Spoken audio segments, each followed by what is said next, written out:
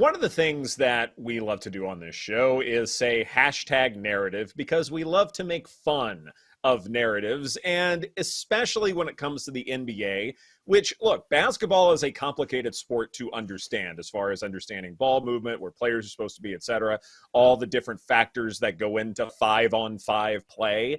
And as a result, I think some people try and use storylines and narratives to try and make the game a little bit more manageable and easier to digest. But a lot of them are just, pardon my French, balderdash. So we figured now would be a good time to go over some narratives that we think are absolute balderdash, or things that could be clarified a little bit. And so, Joe, what are a couple of narratives that stand out to you that perhaps we need to start questioning or doubting or calling balderdash?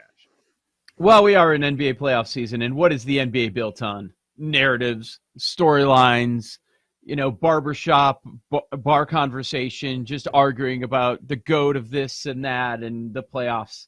And, I think hand up that we're guilty of some of these things, because you end up saying things that a lot of people are saying. And in the moment, maybe it feels like it's true, but a few obvious ones pop to mind. And, the more I think about it, is this really true? I wonder. We're coming off a plus 300 money line winner with the Heat. Let's talk about the Heat. And what's the first thing you heard? Playoff Jimmy. Playoff Jimmy. And he's getting steals. 35 points. Looks like he's 100% healthy. We'll see. Is playoff Jimmy a thing? Butler says it's not a thing. He doesn't like it when people bring it up. And then if you look at the stats comparing regular season to postseason, well, of course it would make sense that his postseason stats are better because he's playing more minutes, because there isn't any sitting this game out, right? It is 100%. He's the kind of player, and most do, life on the line, doing everything you possibly can. Is playoff Jimmy a thing? Because I started to look at his career playoff stats, and I think some might be surprised that in Jimmy Butler's playoff career, including this year, he's averaging 21 points per game. We've seen his player prop this postseason at 30.5 points per game. Because this playoff Jimmy thing didn't start until the last couple of years. This year, he's averaging almost 32 points per game. Last year, it was over 27 points per game. But before that is 5 years in Chicago, year in Minnesota, year in Philly, first 2 years in Miami. Nothing spectacular. He would top out at 22 points per game. And early in his career, it was in the teens. So, larger sample size, is playoff Jimmy a real thing? What if it's playoff Coach Spoelstra? What if that is the real thing? It's not playoff Jimmy, it's playoff Eric. I think that has something to do with it. Doesn't have the same ring to it. Playoff Eric maybe? Hey. Playoffs, it's very clunky. We'll get back into the shop and figure out how to make it better. But that's what I think it is. Like, playoff Jimmy exists because he does miss games in the regular season, so there's that comparison. But also, too, Coach Spo knows how to use him better in the playoffs because he's such a matchups-based coach and matchups-based player that this is a better format for him compared with, okay, random game, random situation, go.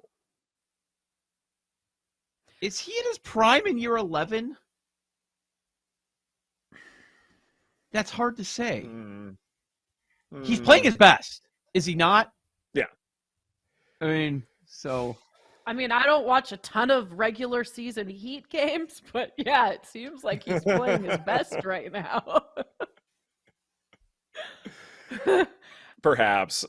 Yeah. It just cracks me up because, I've talked about it 6-7 years ago. I was hearing how he's not going to last in the league as hard as he goes. And here we are in 2023, and he's just phenomenal.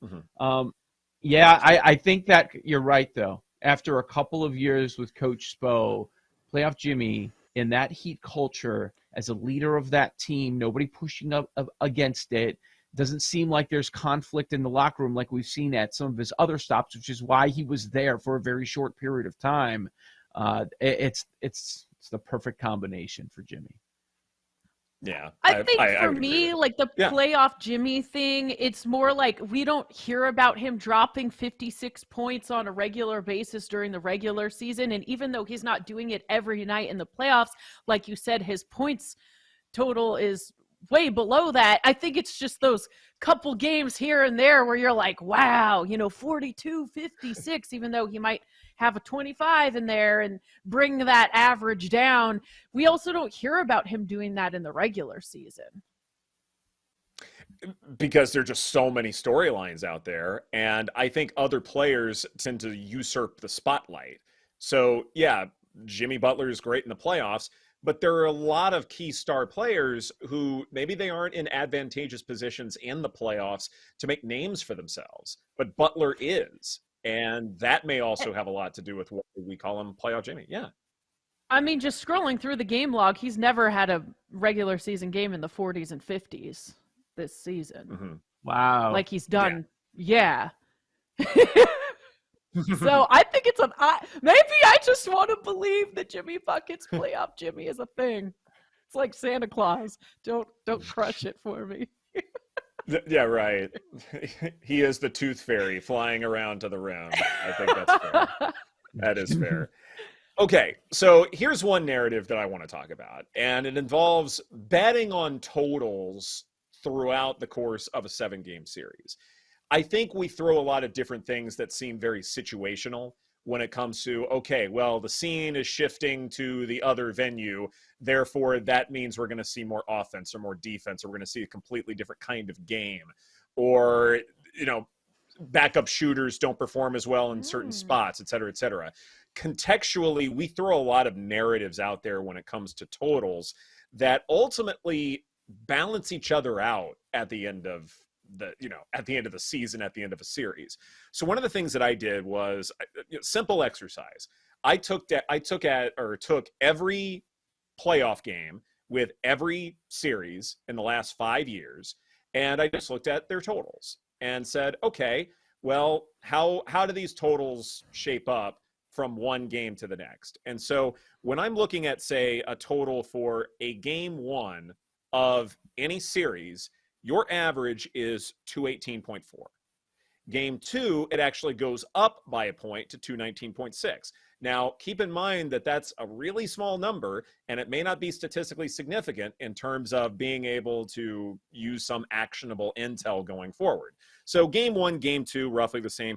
Game 3, 4, and 5 are all roughly the same. You're going from 219 down to 217, but these are very similar numbers. It's not until you get to game 6 when you start to see a drop-off and say guys are getting exhausted, maybe shots aren't falling, maybe defense is stepping up. You get to 215 in game 6. So it's roughly a 2 to 3 point drop-off once you get to that game. And then when you get to game 7, that's the ultimate drop-off, 199.4. So Whoa. You're going from around 218 to 219 down to 215 in game 6. And then game 7, it's less than 200. So if you're looking for a massive drop-off, it's in that game 7. And if you're seeing totals at 201, 202, right away you should start to look at the under. Meanwhile, game 6 may provide some value as far as looking at this overall trend over the last 5 years, but game 7 is where you see the biggest drop-off as far as totals are concerned, Joe. Wow. Okay, so the sample is from the last 5 years, and just to confirm, you're going off what occurred final scores, were not totals being put out there by sports Correct. books. These are actual actual scores. Yeah. That is fascinating. Fascinating. So what the takeaway that I'm hearing is, so it's pretty similar. Games 1 through 5, it starts to drop at 6, massive, goes off the cliff at 7. So if you see a big adjustment between games 1 through 5, maybe there's an opportunity, that they adjusted way too much, like the game we've been talking about a lot today, by going up by 5 points. So that's a betting opportunity. And then, of course, obviously, game 7. I'd like to see, what is the rate of unders in game 7? I'm sure that's got to be hitting at an alarming rate. It is something where I think the market does adjust to Game 7, but I would argue there are many times when it doesn't go enough.